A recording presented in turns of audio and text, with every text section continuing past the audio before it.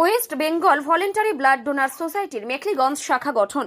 মেখলিগঞ্জে West Bengal voluntary blood donor সোসাইটির মেখলিগঞ্জ শাখা পথ চলা শুরু করল রবিবার।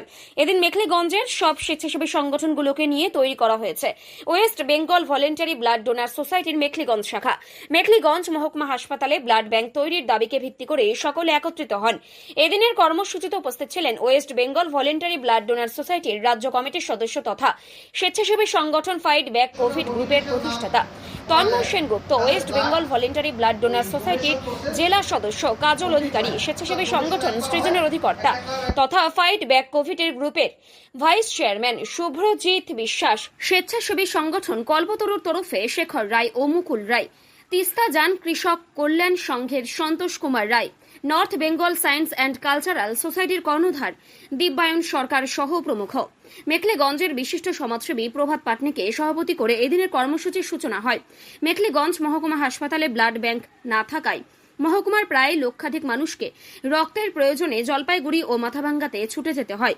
অনেক সময় ব্লাড ব্যাংকের তরফে রোগীর আত্মীয় স্বজনদের সাথে দুর্ব্যবহারের অভিযোগ ওঠে। তাই এই হয়রানি বন্ধ করতে মেখলিগঞ্জ মহকুমা হাসপাতালে ব্লাড ব্যাংক তৈরির দাবি নিয়ে West Bengal voluntary blood donors সোসাইটির মেখলিগঞ্জ শাখা আন্দোলনে নামবে। এই বিষয়ে কি বললেন সমাজসেবী প্রভাত পাটনি ও West Bengal voluntary blood donor সোসাইটির রাজ্য কমিটির সদস্য তথা স্বেচ্ছাসেবী সংগঠন ফাইট ব্যাক কোভিড গ্রুপের প্রতিষ্ঠাতা তন্ময় সেনগুপ্ত, আসুন শুনে নেওয়া যাক।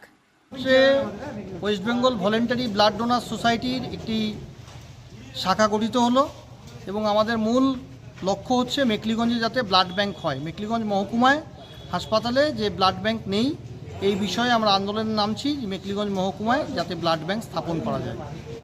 আজকে West Bengal volunteer blood donor অর্গানাইজেশনের তরফ থেকে একটা মিটিংয়ের আয়োজন করা হয়েছিল। মিটিংয়ের মূল বিষয় ছিল মেখলিগঞ্জ মহকুমা হাসপাতালে ব্লাড ব্যাংকের দাবি, যেটা দীর্ঘদিন ধরে চলে আসছে।